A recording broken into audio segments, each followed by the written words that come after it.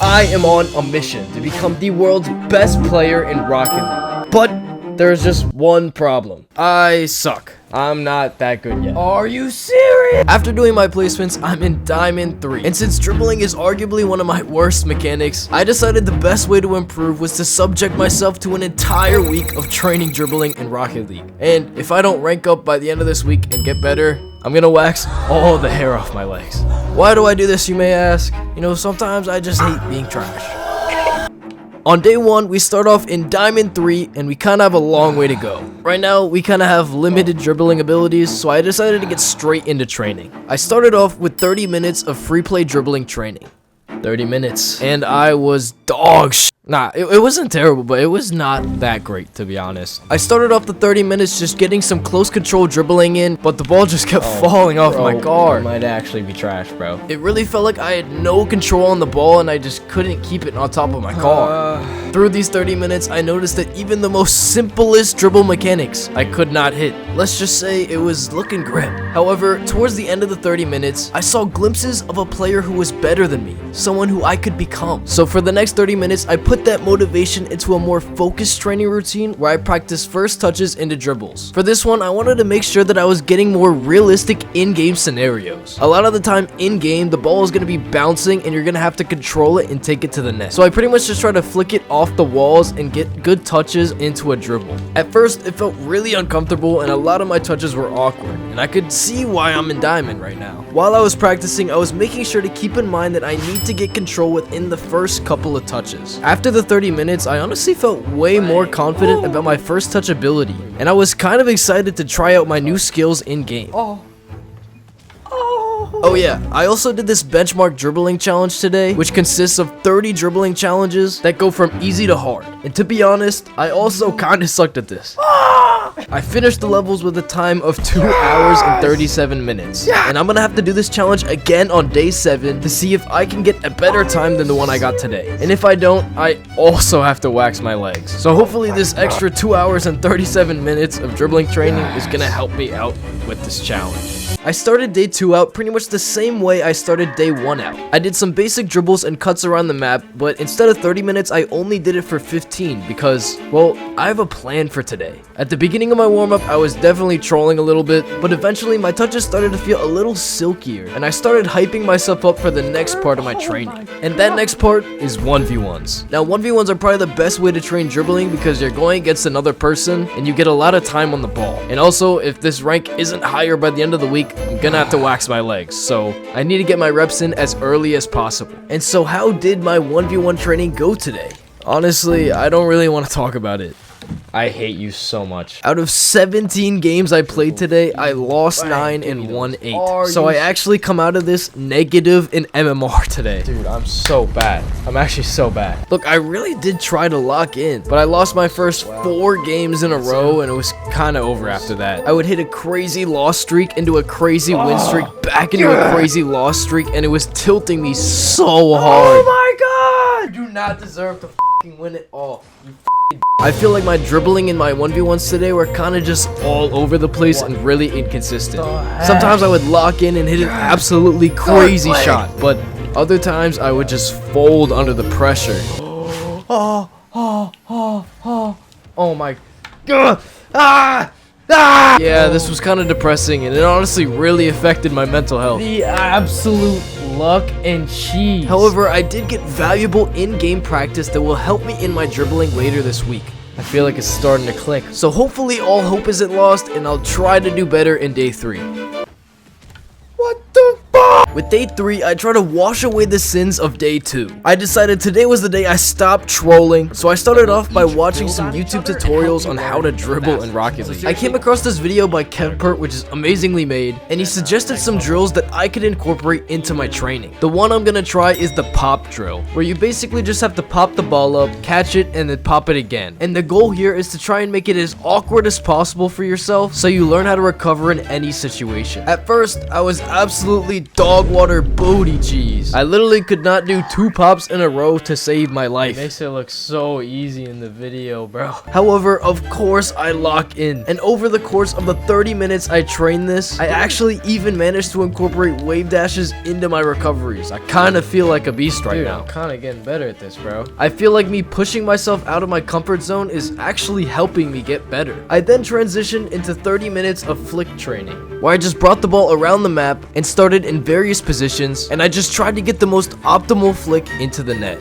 For the first 15 minutes, I was kind of just doing sideways flicks and 45-degree flicks, but around the 15-minute mark, I started working on this little delay flick, which I hope is going to confuse defenders because it is delayed, and also build on my arsenal of flicks, because only knowing 45-degree flicks kinda makes me a bot. Finally, I finished out the day with some casual ones grinding, so I could test out some of the new skills that I learned today. It honestly went really well. I played 10 games and won 7 of them, and it helped me build up confidence that'll hopefully translate into my ranked games that I'll play later this week. On day 4, I got straight to business. I started off my day with 15 minutes of wall to ground dribbles, where I basically just rolled it up the side wall in the corners and tried to take control and dribble out of it. I feel like this is a super important mechanic to know in order to get better at dribbling, because you come across this scenario so many times in game. Then I did 15 minutes of power slide turn training, where I tried to get more comfortable with power slide and how to incorporate it into my dribbling. It was weird getting used to holding power slide pretty much the whole time you're turning, because before I was kind of just tapping it repeatedly, but I did notice that this training actually was making my turns kind of smoother. So foolishly, I decided let's hop back into ranked 1v1s, and then immediately forgot all my training and acted like a bot. I don't even know, like I literally just could not do any flicks. I couldn't get them off. For the first few games I played, it felt like I literally forgot how to play Rocket League. I got stuck in an infinite cycle of win-loss coin flipping, where I would win a game, lose a game, win a game, lose a game, and I could not stop it. But however, slowly but surely, I noticed that my dribbling started to carry the rest of my otherwise trashness. Good, Calvin. God. Some of the mechanics that I had been training for the past couple of days have actually been coming out in these games. However, it wasn't all sunshine and rainbows though, because even Psionics themselves don't want me to win today for some reason. What? What? What? What? What?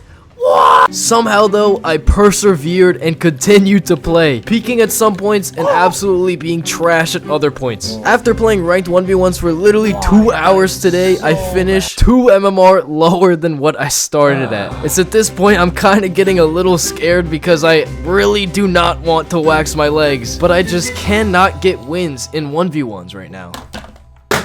Day 5 is where it starts to get serious. The threat of waxing all the hair off my legs looms over me like an ominous cloud. I have no choice but to lock in and really push myself to the limit. So I put on Ken Carson.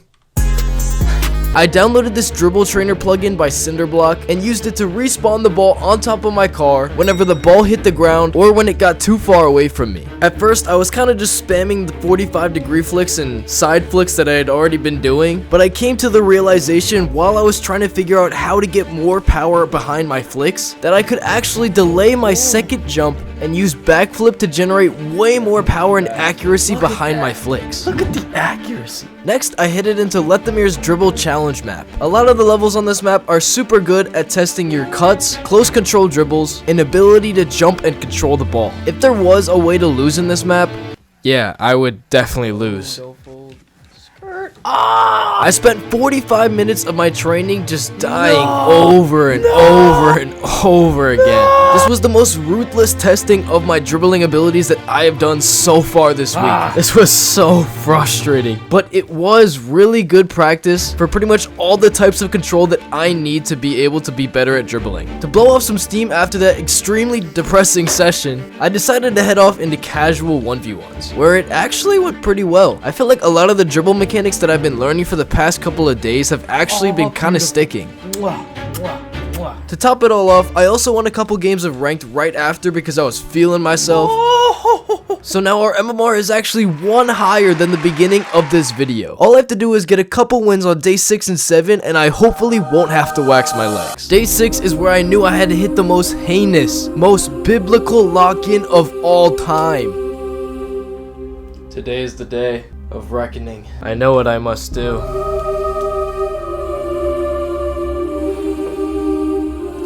Just have to go and do it. If I can't successfully make my dribbling abilities translate to my ranked games, then all of the luscious hair on my legs is gonna be stripped away from my body. Knowing this information, I got dummy serious, and I went into free play to just get some touches on the ball. I did a bunch of flicks and cuts and stuff just to get warmed up. Next, I turned off unlimited boost so I could train dribbling in free play more accurately to actual in-game scenarios. I want to make sure that I can get my boost patterns down correctly so that I don't constantly run out of boost when I'm trying to dribble in-game. And why are we trying to train in-game scenarios so heavily? Well, today is the day that I have to get champ in 1v1s. If I don't get it today, I don't know if I'm going to be able to get it tomorrow because I also have to do the benchmark challenge. So it's kind of do or die right now. I go straight into competitive because I was feeling pretty warmed up, but if you thought this was gonna be easy, I don't think you realize how bad I actually am.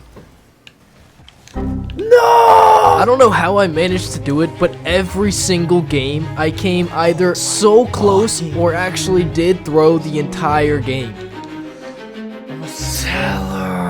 I was dropping MMR super fast and it looked like my legs were gonna have to get butt booty naked, but slowly my dribbling skills began to show up in my games, and I actually started winning games and getting my MMR back. I could see that my dribbling and my flicks were more accurate and more controlled than they were before, and I started to heavily rely on it because pretty much every other aspect of my gameplay sucked a lot. The fruits of my labor this week were starting to show up in my games, and I would have multiple games where my dribbling alone would carry me to victory. I started to enter the flow state where I was dribbling better than Neymar. I was feeling absolutely unstoppable, and I was just steamrolling through every single opponent I had until finally yes!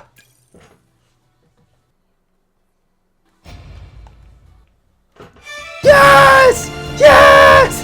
Oh, dude, I didn't even know!